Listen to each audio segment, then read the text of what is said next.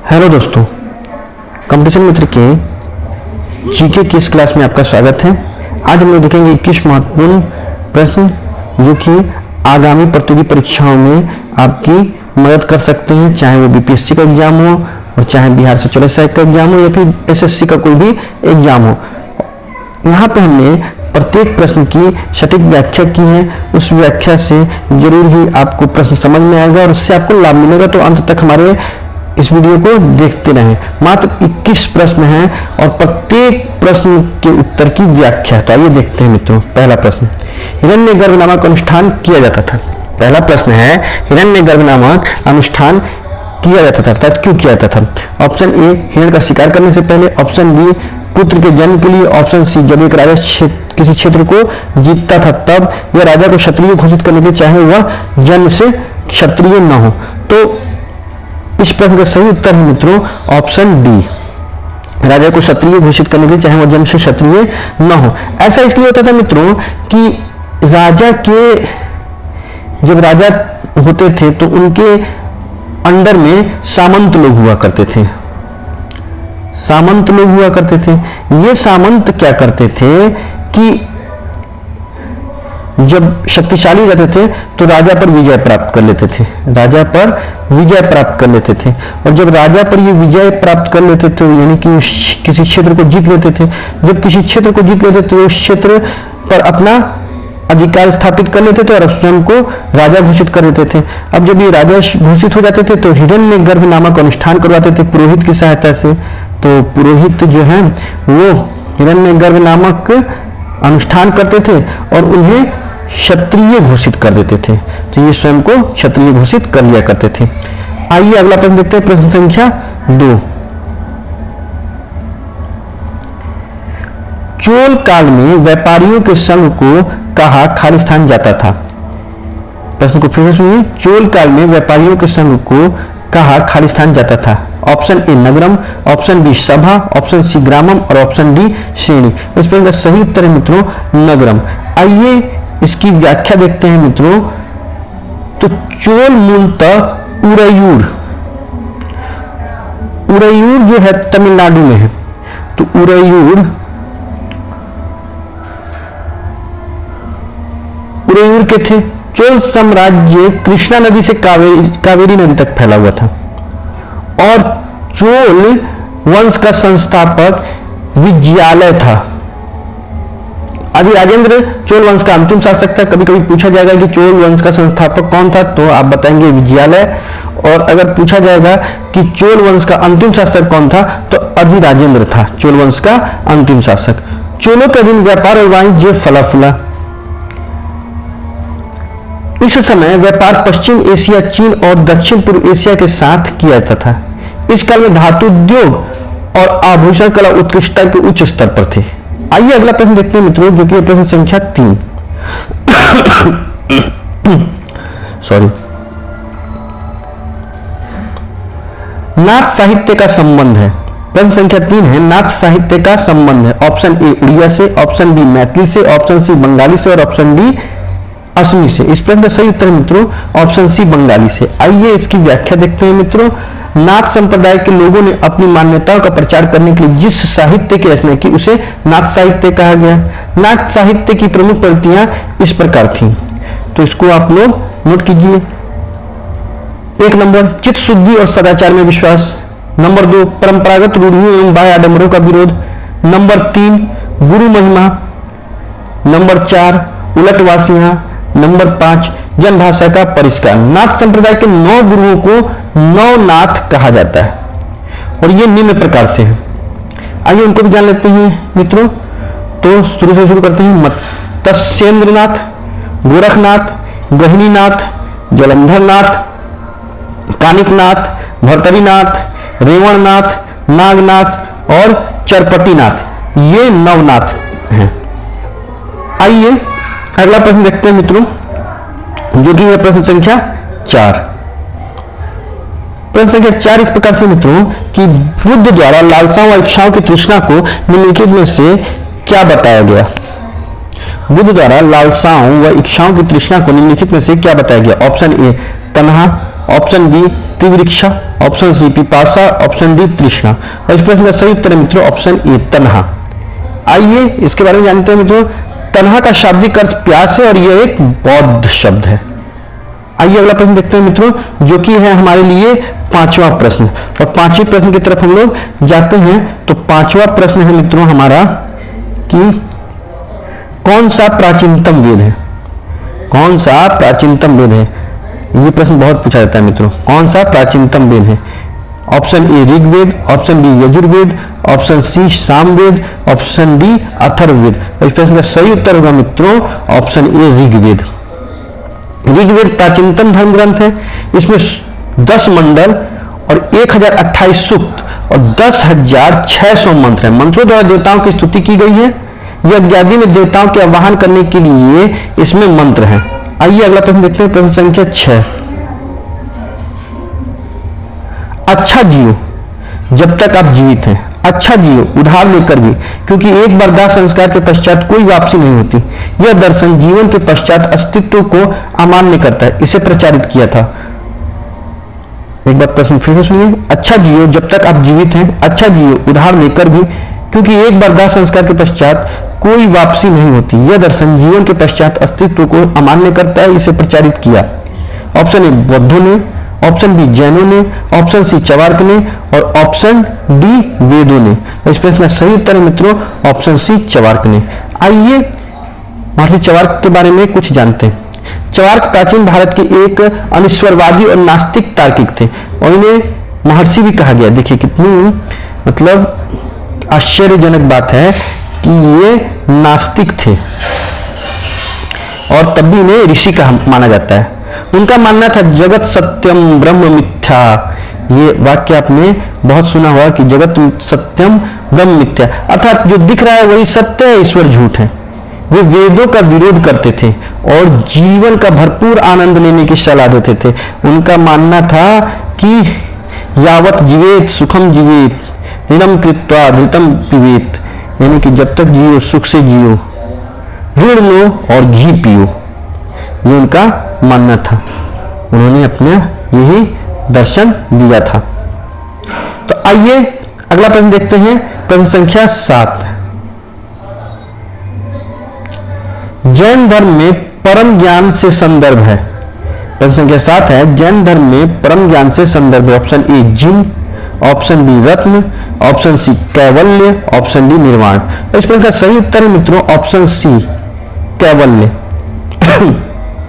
आइए व्याख्या देखते हैं। जैन धर्म में 5 प्रकार के ज्ञान बताए गए हैं। पहला मति ज्ञान, जो इंद्रियों द्वारा प्राप्त ज्ञान होता था। दूसरा श्रुति ज्ञान, सुनकर प्राप्त ज्ञान होता था। तीसरा अवधि ज्ञान, जो दिव्य ज्ञान माना जाता है। चौथा मन पर्याय ज्ञान, दूसरे व्यक्तियों के मन मस्तिष्क का ज्ञान। और 5वां है कैवल्य ज्ञान, जो कि पूर्ण ज्ञान माना गया है।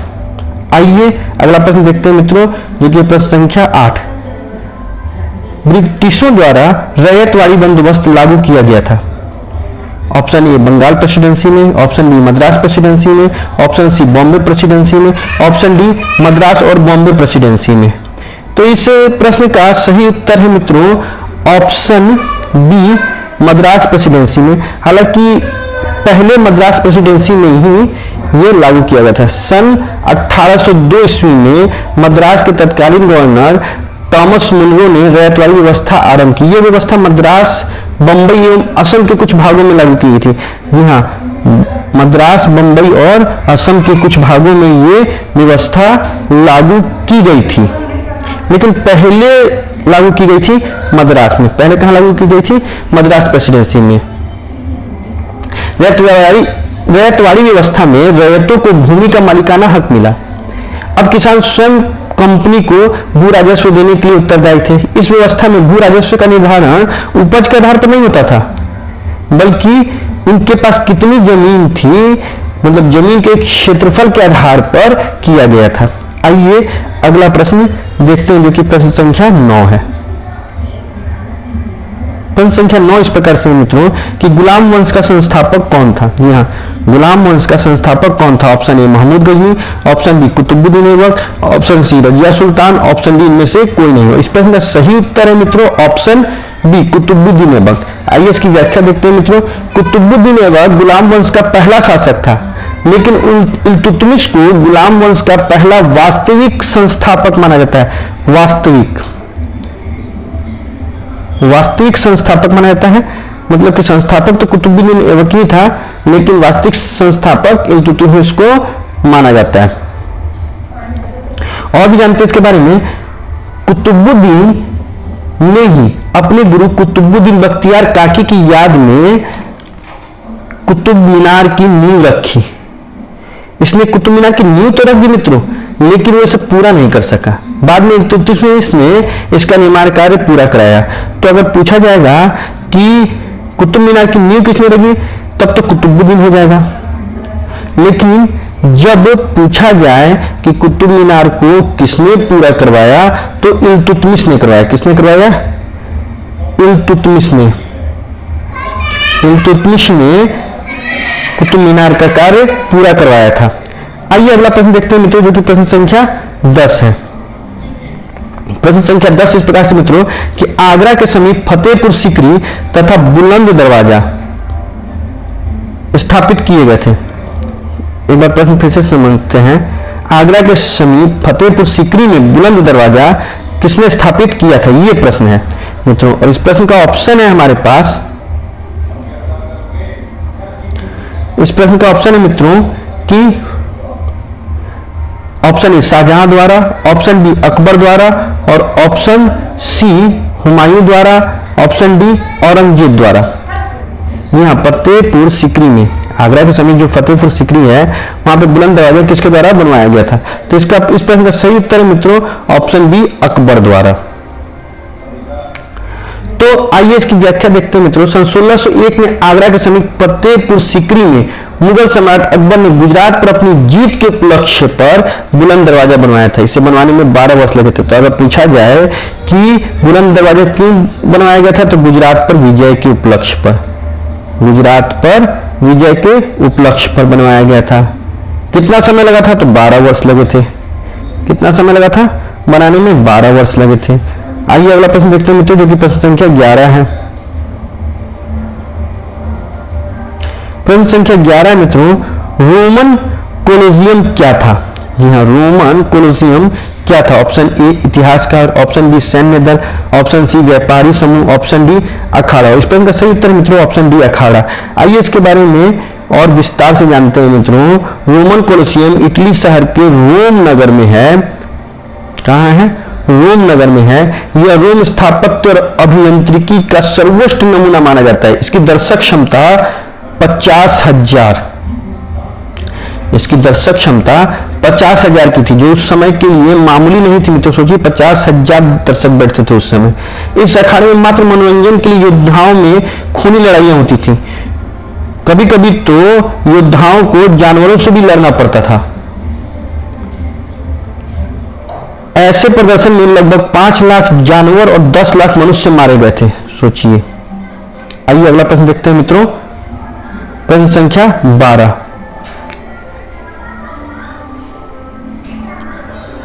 किस धर्म में तीर्थंकर के नाम से 24 महान आचार्य हैं? जी हाँ, प्रश्न संख्या 12 है। किस धर्म में तीर्थंकर के नाम से 24 महान आचार्य हैं? ऑप्शन ए हिंदू धर्म, ऑप्शन बी सिख धर्म, ऑप्शन सी जैन धर्म और ऑप्शन डी बौद्ध धर्म। इस प्रश्न का सही उत्तर मित्रों ऑप्शन सी जैन धर्म। आइए इसके बारे में इसकी व्याख्या देखते हैं। तो जैन धर्म के पहले तीर्थंकर ऋषभदेव तथा 24वें तीर्थंकर वर्धमान महावीर थे। तो आपको मित्रों बताना है कि वर्धमान महावीर का जन्म स्थान कहाँ है। कमेंट बॉक्स में कमेंट करके हमें बताएं अगर आपको पता है तो। आइए अगला प्रश्न देखते हैं मित्रों। प्रश्न संख्या 13। महरौली अभिलेख से किस सम्राट के संबंध में जानकारी प्राप्त होती है? Option A Samudragupta, option B Skandagupta, option C Chandragupta प्रथम और ऑप्शन डी चंद्रगुप्त द्वितीय। और इस प्रश्न का सही उत्तर है मित्रों ऑप्शन डी चंद्रगुप्त द्वितीय। आइए इसके बारे में हम लोग और विशेष जानते हैं। दिल्ली में कुतुब मीनार के निकट एक लौह स्तंभ है जिसकी ऊंचाई लगभग 7 मीटर। इसमें 98% लोहे का इस्तेमाल हुआ है। कुछ इतिहासकारों का मानना है कि यह स्तंभ गुप्त वंश के शासक चंद्रगुप्त द्वितीय का है। खास बात यह है कि लगभग 1600 वर्षों से अधिक से यह स्तंभ खुले आसमान के नीचे है, फिर भी इसमें जंग नहीं लगा मित्रों। और इस पर चंद्र नामक एक राजा के बारे में उल्लेख है, जिसे इतिहासकार चंद्रगुप्त द्वितीय से संबंधित मानते हैं। तो आइए अगला प्रश्न देखते हैं मित्रों, जो कि है प्रश्न संख्या 14। प्रश्न संख्या 14 इस प्रकार से है मित्रों कि बंगाल तथा बिहार में स्थायी बंदोबस्त आरंभ किया था। एक बार और से प्रश्न को सुन लीजिए मित्रों। बंगाल तथा बिहार में स्थायी बंदोबस्त आरंभ किया था। ऑप्शन ए मिंटो ने, ऑप्शन बी कॉर्नवालिस ने, ऑप्शन सी वारेन हेस्टिंग्स ने, ऑप्शन डी वेलेस्ली ने। और इस प्रश्न का सही उत्तर है मित्रों ऑप्शन बी लॉर्ड कॉर्नवालिस ने। आइए इसकी व्याख्या देखते हैं मित्रों। स्थायी बंदोबस्त या स्तंभरारी बंदोबस्त ईस्ट इंडिया कंपनी तथा बिहार और बंगाल के जमींदारों के बीच कर वसूलने से संबंधित एक स्थायी व्यवस्था हेतु सहमति समझौता था, जिसे लॉर्ड कॉर्नवालिस ने 22 मार्च सन 1793 को लागू किया था। तो अगर पूछा जाए कि बंगाल तथा बिहार में स्थायी बंदोबस्त कब लागू हुआ था, तो हम लोग बोल देंगे 22 मार्च सन 1793 ईस्वी को। आइए अगला प्रश्न देखते हैं मित्रों, जो कि है प्रश्न संख्या 15। वह स्थान जो किसी समय का फ्रांसीसी उपनिवेश था, अब अरविंद आश्रम की मंजिल है, कौन सा है? यहाँ प्रश्न है, वह स्थान जो किसी समय फ्रांसीसी उपनिवेश था, अब अरविंद आश्रम की मंजिल है, कौन सा है?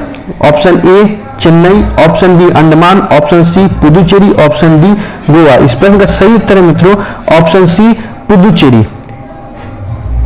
आइए देखते हैं इसकी व्याख्या। श्री अरविंद आश्रम पुदुचेरी में स्थित है। इसकी स्थापना महर्षि अरविंद द्वारा 24 नवंबर 1926 को की गई थी।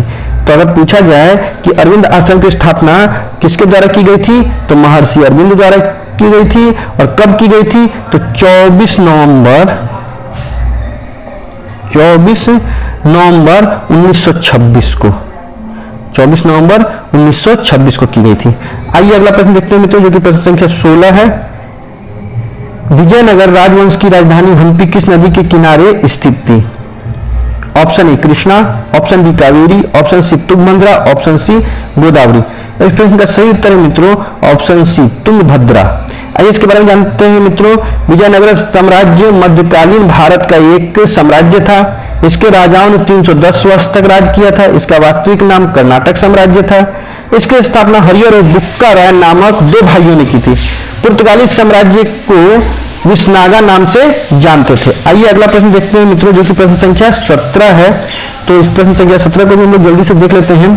शेर शाह सूरी, जी हाँ प्रश्न संख्या 17 है। शेर शाह सूरी अपने किस कार्य के लिए सर्वाधिक प्रसिद्ध है?